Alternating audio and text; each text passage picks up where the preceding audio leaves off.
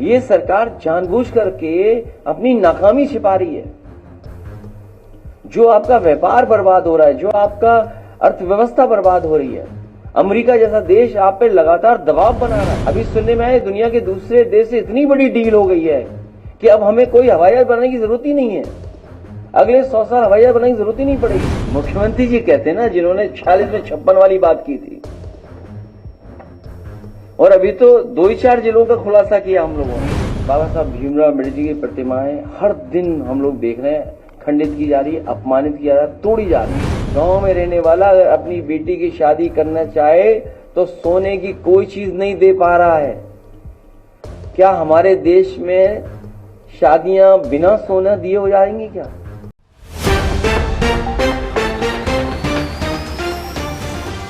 बड़ी खबर उत्तर प्रदेश की राजधानी लखनऊ से, जहां समाजवादी पार्टी के मुखिया और उत्तर प्रदेश के पूर्व मुख्यमंत्री अखिलेश यादव ने एक बार फिर योगी आदित्यनाथ सरकार पर तीखा हमला बोला है। मंगलवार को एक प्रेस कॉन्फ्रेंस के दौरान अखिलेश यादव ने यूपी पुलिस में थानों पर हो रही नियुक्तियों में जातिगत भेदभाव का आरोप लगाते हुए दावा किया कि प्रदेश भर के थानों में उच्च जातियों के लोगों की पोस्टिंग की जा रही है, जबकि पिछड़े, दलित और अल्पसंख्यक वर्गों को नजरअंदाज किया जा रहा है। अखिलेश यादव ने एक सरकारी वेबसाइट का स्क्रीनशॉट जारी करते हुए बताया कि उन्होंने जो डेटा प्रस्तुत किया है वो सरकार की ही वेबसाइट से लिया गया है। उन्होंने सरकार पर आंकड़ों में छेड़छाड़ करने का भी आरोप लगाया। सरकार नॉन फील्ड थानों को जोड़कर झूठे आंकड़े पेश कर रही है। चित्रकूट जैसे जिलों में भी प्रमुख पदों पर एक ही जाति के लोग तैनात हैं। अखिलेश यादव ने कहा कि सरकार जनता को गुमराह कर रही है और जब सच्चाई उजागर होती है तो अधिकारियों को सामने करके अपनी जिम्मेदारी से भाग रही है। जब मैंने थानों पर सवाल उठाया तो मुझे नसीहतें दी गई, लेकिन सरकार ने अपनी गलती नहीं मानी। वेबसाइट से डेटा हटाया जा रहा है ताकि सच्चाई छिपाई जा सके। वहीं सपा प्रमुख अखिलेश यादव ने वक्फ अधिनियम को लेकर भी सरकार के मंशा पर सवाल उठाया और कहा कि सुप्रीम कोर्ट में इस मुद्दे पर अपील की जाएगी। उन्होंने बाबा साहेब अम्बेडकर की प्रतिमाएं तोड़े जाने की घटनाओं पर भी चिंता जाहिर की और कहा कि ये प्रभुत्ववादी मानसिकता का नतीजा है। इसके अलावा अखिलेश यादव ने शिक्षा मित्रों और 69,000 शिक्षक भर्ती के मुद्दे पर सरकार को घेरा। उन्होंने कहा सरकार ने जानबूझकर पीडीए वर्ग के अभ्यर्थियों के साथ भेदभाव किया है। सपा प्रमुख ने दावा किया कि अगर पीडीए समर्थित सरकार बनती है तो युवाओं को रोजगार और न्याय दोनों मिलेगा। अखिलेश यादव ने कहा कि हमें बाबा साहेब अम्बेडकर का संविधान और आरक्षण बचाना है। विपक्ष में रहते हुए हमारा दायित्व है कि हम अन्याय के खिलाफ आवाज उठाएं और पीड़ितों को न्याय दिलाएं। मुख्यमंत्री जी कहते हैं ना, जिन्होंने 46 में 56 वाली बात की थी, और अभी तो 2 ही 4 जिलों का खुलासा किया हम लोगों ने। मैं ये जानता हूं, यहां जितने पत्रकार साथी बैठे हैं सब सच्चाई जानते हैं। सिंह भाई हटे तो सिंह भाई आए ना, ये तो आप जानते होंगे ना अपने डिपार्टमेंट का। मैं जानता हूं चेहरे पे खुशी भी है और सर भी हिल रहा है।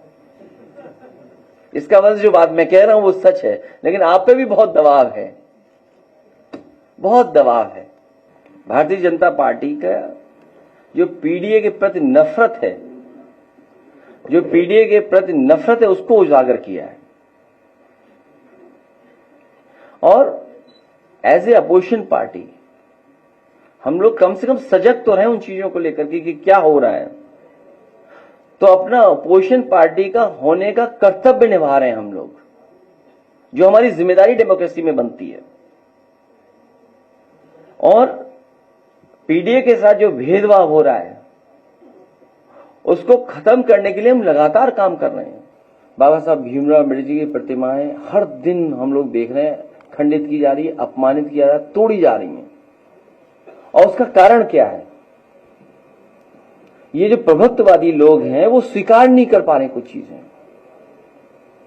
और बहुत सारी घटना हमारी पार्टी के लोग लगातार पहुंच रहे हैं और जा रहे हैं, मिलते हैं लोगों से जाकर के। ऐसा नहीं कि नहीं मिलते हैं, जाते हैं, मिलते हैं जाकर के उनसे।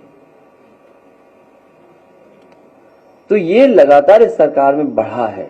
और करप्शन की तो आपसे कौन नहीं जानता करप्शन क्या है। ये सबको ढूंढ लाते हैं, बुलडोजर चल जाता है। एक अधिकारी अंडरग्राउंड है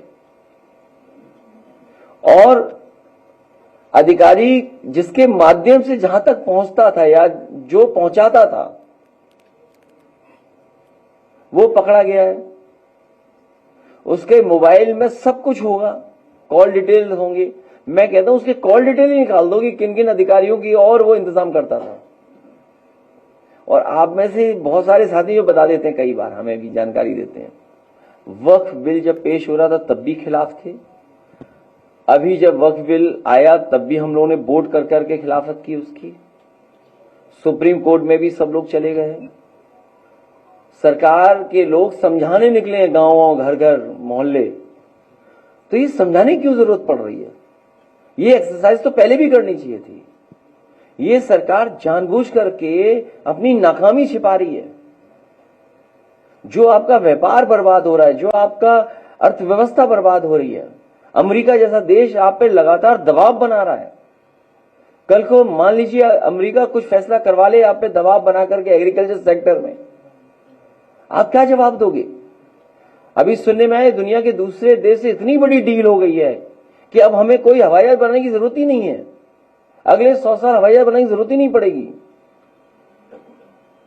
तो आप सुरक्षा भी दूसरे देशों से व्यापार कर करके अपने देश की सुरक्षा कर पा रहे हो। महंगाई कहां पहुंच गई सोचिए। अगर गरीब घर परिवार का कोई व्यक्ति, गांव में रहने वाला, अगर अपनी बेटी की शादी करना चाहे तो सोने की कोई चीज नहीं दे पा रहा है। क्या हमारे देश में शादियां बिना सोना दिए हो जाएंगी क्या?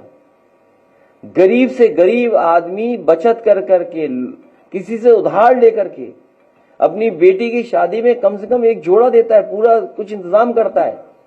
आप बताओ जब 1 लाख रुपए पहुंचेगा पैसा तोला, क्या कीमत है सोने की? बताओ गरीब परिवार का अपनी बेटी को क्या दे देगा, बताइए आप। तो ये जो तमाम सवाल है, नौकरियां है नहीं, रोजगार है नहीं, पूरा गेहूं आप दूसरों को खरीदवा दे रहे हो। CIB इंडिया न्यूज की सभी खबरों को देखने के लिए लाल रंग की बटन को दबाकर चैनल को सब्सक्राइब जरूर करें, घंटी जरूर दबाएं ताकि हमारी सभी खबरों के नोटिफिकेशंस आप तक पहुंचते रहें।